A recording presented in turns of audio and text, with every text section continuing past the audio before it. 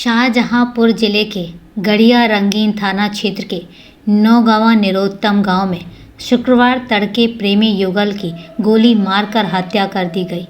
हत्या लड़की के घर में 2 मंजिल पर बने कमरे में की गई।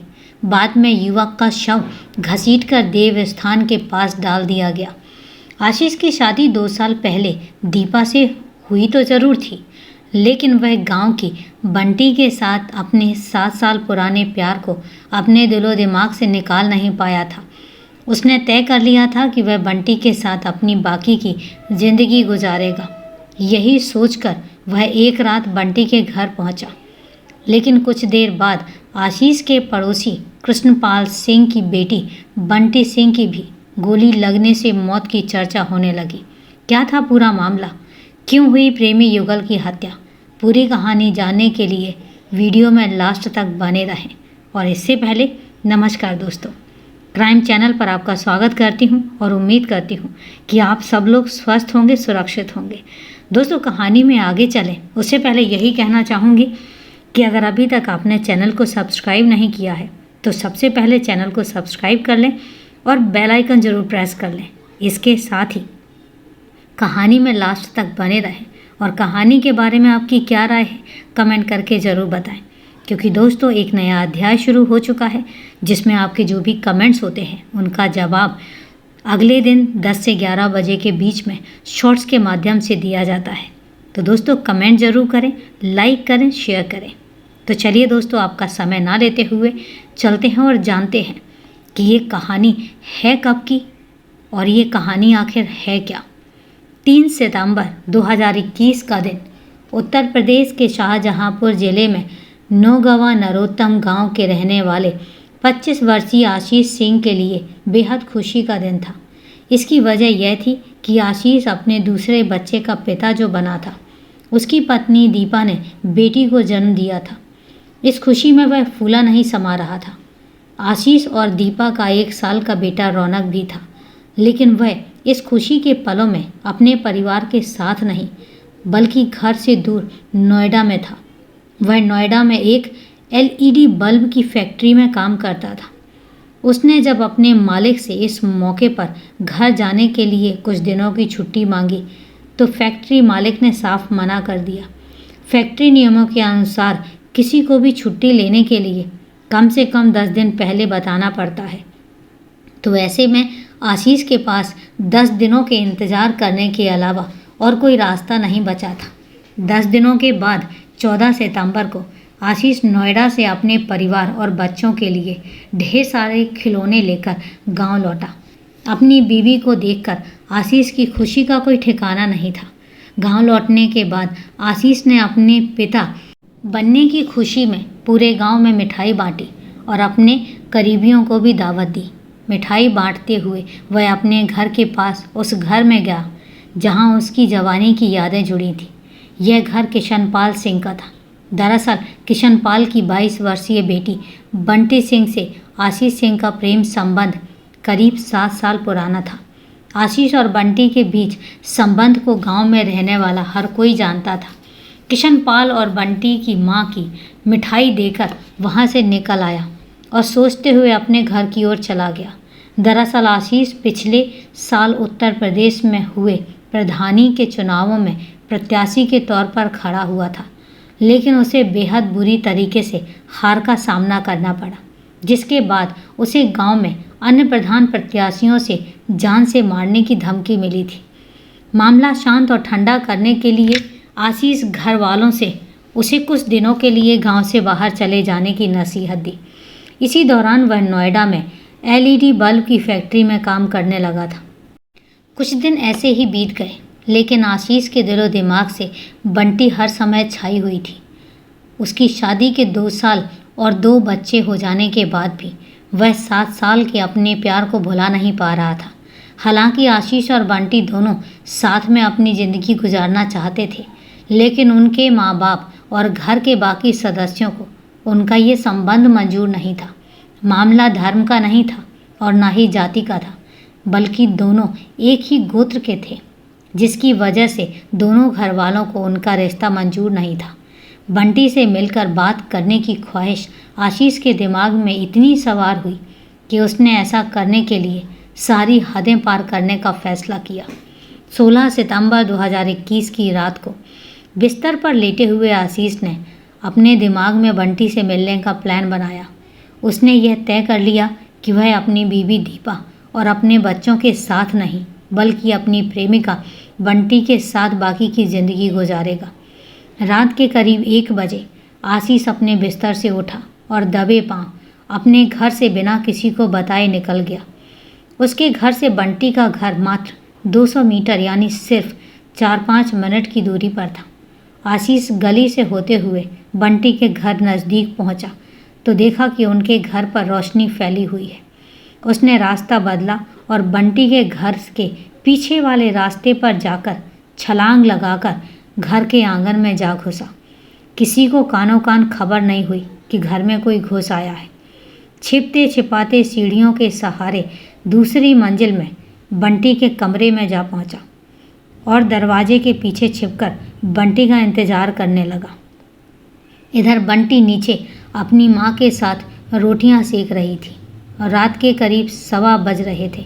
उसके पिता किशनपाल जल्दी ही खाना खाकर सो गए थे। बंटी खाने की प्लेट लेकर अपने कमरे की ओर चल पड़ी। सीढ़ियों से चढ़ते हुए बंटी दूसरी मंजिल पर अपने कमरे का दरवाज़ा खोलकर अंदर घुसी और लाइट जलाई तो अपनी आंखों पर उसे भरोसा नहीं हुआ। उसने देखा कि बिस्तर पर आशीष बैठा हुआ था, लेकिन बंटी ने आशीष को देखकर शोर नहीं मचाया। वह चुप रही और अंदर से कमरे का दरवाज़ा बंद कर लिया। आशीष को कमरे में देखकर आश्चर्यचकित होकर बंटी धीमी आवाज़ में फुसफुसाई, तुम यहाँ क्या कर रहे हो? जल्दी यहाँ से भागो, जल्दी निकलो, मेरी माँ किसी भी समय यहाँ आती ही होगी। बंटी की बात सुन आशीष अपने पंजों के सहारे उसकी ओर बढ़ा और उसका हाथ पकड़ते हुए बोला, नहीं, मैं यहाँ से नहीं जाऊँगा। मैं तुम्हें लेने आया हूँ और मैंने फैसला कर लिया है। मुझे तुम्हारे साथ ही अपनी आगे की पूरी ज़िंदगी काटनी है। यह कहते हुए आशीष ने बंटी के हाथों को कसकर पकड़ लिया। बंटी आशीष के हाथों से अपने हाथों को झटकते हुए छुड़ाते हुए बोली, यह क्या मजाक है? तुम्हारी बीवी है, 2 बच्चे हैं, तुम इस बारे में आप सोच भी कैसे सकते हो? बंटी की बात सुनकर आशीष कुछ पलों के लिए मौन हो गया, लेकिन अपनी चुप्पी तोड़ते हुए और अपने दोनों हाथों को बंटी के गालों पर लगाते हुए बोला, तुम्हें उनके बारे में चिंता करने की ज़रूरत नहीं है। तुम खुद सोचो, हम एक दूसरे से प्यार करते हैं, यह बात पूरे गांव वालों को मालूम है, लेकिन हम घर वालों की वजह से कभी एक नहीं हो पाए। सिर्फ कमबख्त एक गोत्र की वजह से हम दोनों का कभी मिलन नहीं हो पाया। इस बार मैंने तय कर लिया है कि मैं तुम्हें यहाँ से अपने साथ लेकर जाऊँगा। यह सुनकर बंटी ने खुद को आशीष से दूर किया और बोली, अब बहुत देर हो चुकी है, यह ख्याल अपने मन से निकाल दो। और तुमने यह सोच भी कैसे लिया कि मैं तुम्हारे साथ चलने के लिए राज़ी हो जाऊंगी, वो भी तब जब तुम्हारी शादी हो गई है, 2 बच्चे भी हैं। अगर मुझसे प्यार था तो ये हिम्मत पहले दिखाई होती तो मैं मान भी जाती। हम साथ मिलकर दुनिया से लड़ लेते। अब मैं तुम्हारे साथ रहने के लिए दीपा और तुम्हारे बच्चों की ज़िंदगी ख़राब नहीं कर सकती। मुझे माफ़ कर देना। और वैसे भी तुम्हारी शादी के बाद मैंने खुद को संभाल लिया है।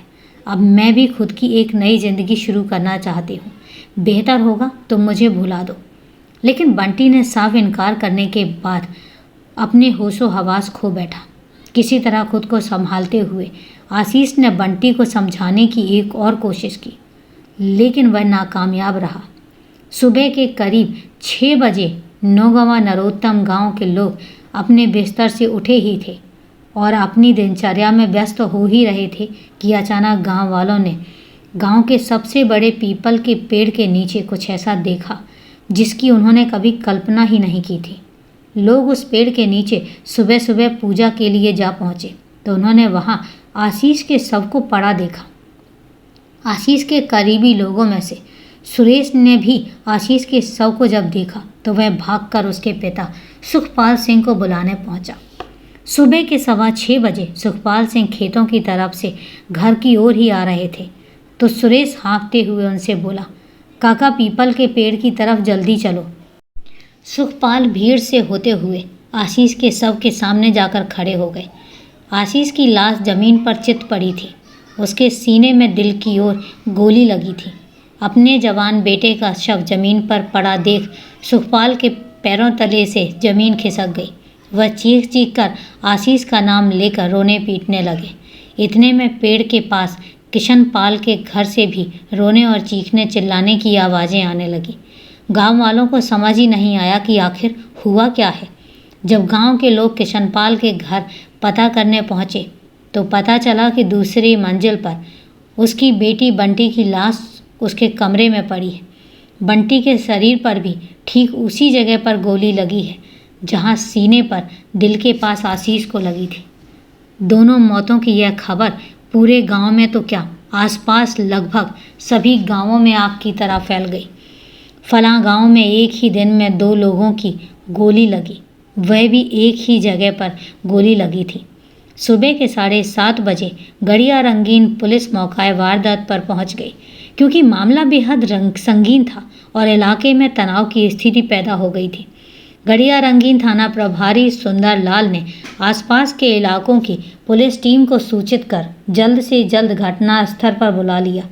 सूचना मिलते ही जैतीपुर, कटरा और तिलहर पुलिस थाने से फोर्स जल्द से जल्द घटना स्थल पर पहुंच गई। देखते ही देखते घटना स्थल छावनी में बदल गया। थाना प्रभारी सुंदरलाल, सीओ परमानंद पांडे और एएसपी संजीव कुमार वाजपेयी ने दोनों परिवारों से अलग अलग पूछताछ की। एक तरफ आशीष के पिता सुखपाल ने अपने बेटे की मौत का जिम्मेदार किशन पाल और उसके घर वालों को बताया, तो दूसरी तरफ किशन पाल ने अपनी बेटी की मौत का जिम्मेदार सुखपाल और उसके घर वालों को बताया। एक तरफ आशीष और बंटी दोनों के शव को पोस्टमार्टम के लिए भेज दिया गया, तो वहीं फॉरेंसिक टीम बारीकी से साक्ष्य जुटाने में व्यस्त हो गई। आशीष के शव के पास से टीम ने गोली का एक खोखा और एक जीवित गोली भी बरामद की, लेकिन उन्हें कहीं भी पिस्तौल नहीं मिली। टेक्निकल टीम ने आशीष के फ़ोन की अंतिम लोकेशन का पता लगाया, तो पुलिस को यह जानकर हैरानी हुई कि आशीष की अंतिम लोकेशन बंटी के घर की ही मिली। ऐसे में पुलिस के शक की सुई किशन पाल और उसके परिवार की ओर घूम गई। जब दोनों के बारे में आस पड़ोस के लोगों से पूछताछ हुई तो पता चला कि दोनों आशीष और बंटी एक दूसरे से प्यार करते थे और एक ही गोत्र के होने की वजह से उनकी शादी नहीं हो पाई थी। ऐसे में पुलिस को यह मामला ऑनर किलिंग का लगा, लेकिन पुलिस सभी साक्ष्य जुटाने के बाद और सभी एंगल से मामले की छानबीन कर किसी नतीजे पर पहुंचना चाहती थी। ऐसी स्थिति में पुलिस ने किशन पाल और सुखपाल दोनों ही परिवारों से सख्ती से पूछताछ की। करीब 1 हफ्ते की कमर तोड़ मेहनत के बाद पुलिस ने किशन पाल को हिरासत में लेते हुए सख्ती से पूछताछ की। उसने पुलिस के सामने सारा सच उगल दिया। उसने बताया कि जिस रात आशीष उसकी बेटी बंटी से मिलने के लिए उसके घर आया था, उस रात को बंटी की माँ नीचे खाना खा रही थी। तभी करीब रात 2 बजे बंटी की माँ को ऊपर जोर से कुछ गिरने की आवाज़ आई। उसे ऐसा लगा जैसे बंटी ने ऊपर अपने कमरे में कुछ गिरा दिया हो। अपना खाना खत्म करके बंटी की माँ दूसरी मंजिल पर बंटी के कमरे पहुँची तो दरवाज़ा खोला तो कमरे का नज़ारा देखकर उसके होश उड़ गए। कमरे में बंटी और आशीष की लाशें पड़ी थीं। यह देखकर बंटी की माँ दौड़कर नीचे किशन पाल के पास भाग कर आई और रोते कुलबुलाते हुए उसने दूसरी मंजिल पर जाने के लिए कहा। किशन पाल बिस्तर से उठकर दूसरी मंजिल पर बंटी के कमरे में घुसा तो उसका भी वही हाल हुआ जो उसकी पत्नी का हुआ था। किशन पाल अपनी बेटी का शव देखकर बुरी तरह से घबरा गया। काफ़ी देर तक अपनी बेटी के शव के पास बैठे रहकर रोने बिलखने के बाद उसने अपना होश संभाला और इस मामले में वह और उसका परिवार न फंस जाए, इस डर से उसने आशीष के शव को अपने कंधों पर उठाकर अपने घर से बाहर पीपल के पेड़ के नीचे डाल आया। और उसी दौरान किशन पाल ने आशीष के शव के पास पड़ी पिस्तौल भी उठा ली। उसने आशीष के शव को पेड़ के नीचे रखने के बाद खून से पूरी तरह सना अपना कुर्ता और पिस्तौल अपने ही घर में दबा दिया ताकि कोई उसे ढूंढ न सके। वह गोली का एक खोखा और एक जीवित गोली लाश के पास ही डाल आया। दरअसल आशीष पूरी प्लानिंग के तहत उस रात बंटी को भगाने के उद्देश्य से उसके घर चुपके से पहुंचा था। अपने घर से निकलते समय वह अपने दोस्त से मिला और उससे उसकी सुरक्षा के नाम पर उसकी लोडेड पिस्तौल ले ली। वह किसी और को इस काम में शामिल नहीं करना चाहता था, इसलिए वह अकेले ही बंटी के घर जा पहुंचा। प्यार से समझा बुझाने के बाद जब आशीष को यकीन हो गया कि उसकी प्रेमिका उसके साथ नहीं जाना चाहती है, तो आशीष के मन में गहरा सदमा लगा। उसने आओ देखा ना ताओ अपनी जेब में रखी पिस्तौल निकाली और बंटी के सीने पर गोली चला दी। इससे पहले कि बंटी को कुछ एहसास होता, गोली उसकी छाती चीरते हुए उसके दिल को भेदते हुए अंदर दाखिल हो चुकी थी। बंटी को गोली मारने के बाद आशीष को अचानक होश आया। उसे खुद पर बिल्कुल यकीन नहीं हुआ, आखिर उसने ये क्या कर दिया। उसके बाद उसने बिना कुछ सोचे समझे ठीक जिस तरह से उसने बंटी को गोली मारी थी, खुद की छाती पर भी गोली चला दी। ये हत्या तो थी, साथ ही साथ आत्महत्या भी थी। यदि दोनों के घर वाले उनके रिश्ते को मंजूरी दे देते तो शायद दोनों आज भी जिंदा होते और एक अच्छी ज़िंदगी गुजारते। बंटी के पिता किशनपाल ने बेशक दोनों में से किसी की भी जान नहीं ली थी, लेकिन पुलिस ने किशनपाल को वास्तविकता छिपाने, मनगढ़ंत साक्ष्य पैदा करने, साक्ष्यों के साथ छेड़छाड़ करने इत्यादि का आरोप लगाते हुए हिरासत में ले लिया। किशनपाल को हिरासत में लेकर उसकी निशानदेही पर पुलिस ने उसी के घर से रक्त रंजिश कुर्ता और पिस्तौल भी बरामद कर ली। पुलिस ने किशनपाल को गिरफ्तार कर कोर्ट में पेश किया, जहां से उसे जेल भेज दिया गया। तो दोस्तों, कहानी को लास्ट तक सुनने के लिए आपका तहे दिल से धन्यवाद। कहानी के बारे में आपकी क्या राय है, कमेंट करके ज़रूर बताएं। तो चले दोस्तों, मिलते हैं फिर कल एक नई कहानी के साथ, एक नई सच्ची क्राइम की घटना के साथ। तब तक के लिए सेफ रहें, सुरक्षित रहें और अपना ध्यान रखें। जय हिंद दोस्तों, जय भारत।